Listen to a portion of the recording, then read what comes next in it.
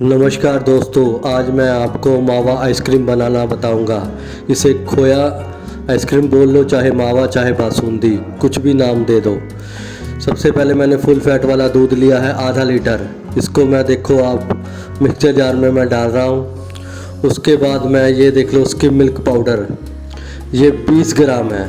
20 ग्राम मैं डाल रहा हूँ क्योंकि इसके अंदर मावा भी डलेगा, इस कारण इसके अंदर मिल्क सॉलिड बहुत ज़्यादा हो जाएंगे।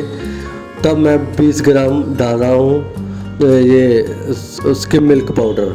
अब ये देख लो, ये मैं डाल रहा हूँ आइसक्रीम स्टेबलाइज़र। ये चाहे 2 ग्राम डाल लो, चाहे 3, चाहे 4, चाहे आधी चम्मच भी डाल दोगे ना, तब भी कोई दिक्कत नहीं आएगी, ये मेरी गारंटी है। इसको देखो, इन सबको मैं मिक्स करके एक तरफ रख रहा हूँ। और ये देख लो, ये है मावा। ये मैंने घर पर ही बनाया मावा, आधा लीटर मिल्क से बनाया ये। और आधा लीटर मिल्क से ये सारा मावा बना है, ये जितना आपको दिखाई दे रहा है। अब 200 ग्राम के करीब बना है। आप 200 ग्राम रेडीमेड मावा भी लेके आ सकते हैं। मुझे मिल नहीं रहा था, तब मैंने अपने घर पे बनाया है। और इसके अंदर मैं 90 ग्राम चीनी डाल के इसको अच्छी तरह से भूनूंगा। और कढ़ाई के देखो चारों तरफ देख लो, मावा लगा ना, ये मैंने गलती कर दी कि इसको हटाया नहीं।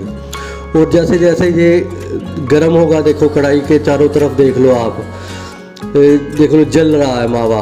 ये देखो कितना सारा साइडों में जल रहा है। अगर आपने घर पर बनाओगे तो ये इस कढ़ाई के चारों तरफ वाला मावा हटा लेना है। अब देखो ये डार्क ब्राउन हो गया है, तो इसके अंदर मैं दूध मिला रहा हूँ, जो हमने ब्लेंड किया था ना, सब चीज़ें डाल के। ये देख लो आप। अब हम इसको गरम करेंगे, इसको अच्छी तरह से गरम करेंगे हम। अब देख लो आप, कढ़ाई में सारा दूध डाल दिया है और इसको हिलाएंगे और अच्छी तरह से गरम करेंगे। अगर मेरी आवाज़ में आपको कोई चेंजेस नज़र आ रहे हैं तो मेरी बहुत तबीयत ख़राब है, पर फिर भी मैं वीडियो बना रहा हूँ आपके लिए। ये देख लो, ये है GMS। इसको हम डालेंगे 10 ग्राम। जब हमारा दूध थोड़ा सा गर्म हो गया था, तब मैंने ये GMS में डाल रहा हूँ 10 ग्राम। ये देख लो, अब एक बॉयल आने की देरी है बस। इसको ज़्यादा हम दूध को कम नहीं करेंगे, बस बॉयल आएगा तो हम बंद कर देंगे। ये देख लो, बॉयल आ गया। अब इसको हम बंद करेंगे। और इस देख लो, अब मैं ठंडा होने कर रहा हूँ इस दूध को। ये देख लो आप, इसको हिला हिला के ठंडा करना है ताकि इसके अंदर मलाई ना बने। बस अब देख लो, ठंडा हो गया हमारा दूध। ये मावा का एसेंस मैं डाल रहा हूँ। जितना मैं डाल रहा हूँ उतना ही आप डाल सकते हो। मैं तकरीबन आधा चम्मच डालूँगा इस दूध के अंदर। आधा लीटर दूध के अंदर आधा चम्मच, बस बहुत है। दूध के अंदर एसेंस डालने के बाद दूध को अच्छी तरह से हिला लो ताकि इसके अंदर बिल्कुल एसेंस मिल जाए। एसेंस को हमेशा ठंडे दूध में ही मिलाया जाता है। ठंडा दूध मतलब रूम टेम्परेचर वाला। अगर गर्म दूध के अंदर एसेंस या रंग को मिलाओगे, वो कम हो जाता है, उसकी जो शक्ति है वो कम हो जाती है और लाइट हो जाता है। इसलिए रूम टेम्परेचर के ऊपर ही आप मिलाओ, एसेंस हो या कलर हो।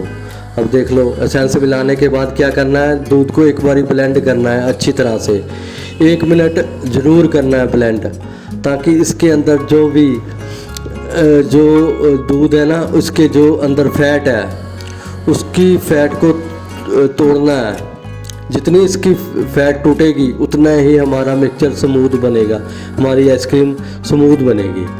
अगर जो इस प्रोसेस को नहीं करता है, उसके आइसक्रीम के अंदर आइस क्रिस्टल बनेंगे ही बनेंगे, जो मर्जी कर लो आप। जब हम मिक्सर जार में दूध को ब्लेंड करते हैं ना, तो हम इसके अंदर क्या होता है कि दूध के अंदर बड़े बड़े फैट के कण होते हैं। जब वाइब्रेट होती है, दूध वाइब्रेट होता है मिक्सर जार के अंदर, तब ये कण छोटे छोटे हो जाते हैं, टूटते हैं। ये देख लो आप, होमोलाइज़र भी यही काम करता है। ये देख लो, मैं अब दूध को फ्रिज में रख रहा हूँ और खाली बर्तन जो रखा है ना, मैंने आपको जो दिखाया, वो ठंडा होने के लिए रखा है ताकि ब्लेंड होने के बाद उसी बर्तन के अंदर हम आइसक्रीम डाल सकें। ये देख लो आप, ये खाली बर्तन मैंने साथ में ही रखा था, मैंने आपको भी दिखाया भी है। ये जितना चिल्ड होगा ना उतनी जल्दी हमारी आइसक्रीम बनेगी और उसके अंदर उतना ही आएंगे ही नहीं क्रिस्टल। अगर नहीं रखोगे तो ज़रूर आएंगे, क्योंकि रूम टेम्परेचर वाला बर्तन उठाओगे आप, ब्लेंड होने के बाद उसी के अंदर आप आइसक्रीम डालोगे। ये आइसक्रीम जो ब्लेंड होगी वो होगी टाइट, और रूम टेम्परेचर वाला जब आप उठाओगे कोई बर्तन उसके अंदर डालोगे, उसका टेम्परेचर होता हाई, तो क्या होगा उसके अंदर जब आइसक्रीम जाएगी ब्लेंड होने के बाद तो क्या होगा कि वो मेल्ट होनी शुरू हो जाती है जल्दी जल्दी, बस उसी के कारण बर्फ़ आ जाती है। आपको इन बातों का ध्यान रखना। और देख लो, ये छोटे छोटे टुकड़े करके ब्लेंड इसके मिक्सर जार के अंदर डालने हैं ताकि आपका मिक्सर जार ख़राब ना हो। ये देख लो आप, ब्लेंड हो गया, स्मूथ पेस्ट बन गया। ज़्यादा भी नहीं पतला कर देना ताकि पानी ना बना देना, तब भी आइस क्रिस्टल आ जाएंगे।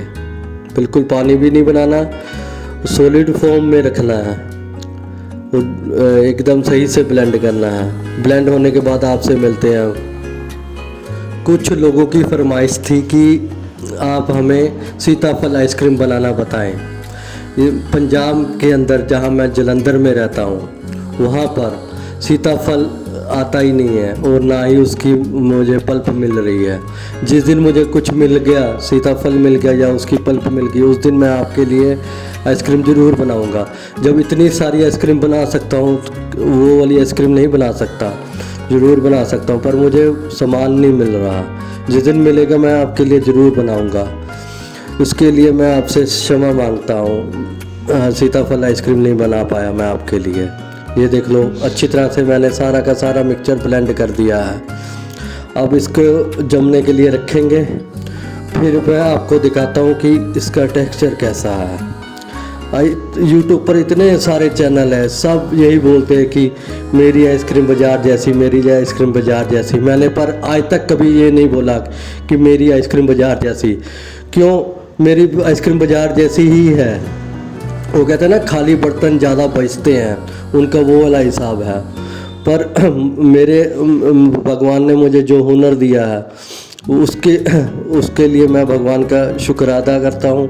और मैं फालतू में इतनी हाइप क्रिएट नहीं करता कि बेकार में बोली जाओ बाज़ार जैसी। जब आप मेरे वीडियो में मेरा आइसक्रीम का टेक्सचर देखते ही हो ना, कितना बढ़िया और स्मूथ होता है, बाज़ार जैसी ही होती है।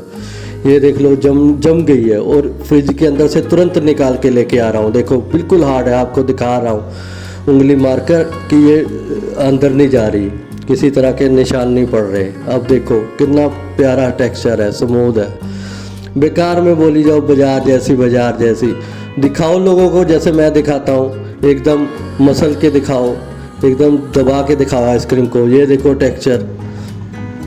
मैं ये नहीं कि आप कॉर्नफ्लोर या अरारोट से आइसक्रीम बनाओगे तो बन जाएगी, कभी नहीं बनेगी। हमेशा कमर्शियल यूज़ करोगे प्रोडक्ट, तभी आपकी आइसक्रीम बाज़ार जैसी बनेगी। अगर बोलो कि कॉर्नफ्लोर से, अरारोट से बन जाएगी, ज़िंदगी में नहीं बनेगी। आप देख लो टेक्सचर, ये देख लो कितना प्यारा स्मूथ टेक्सचर है, मलाई जैसा।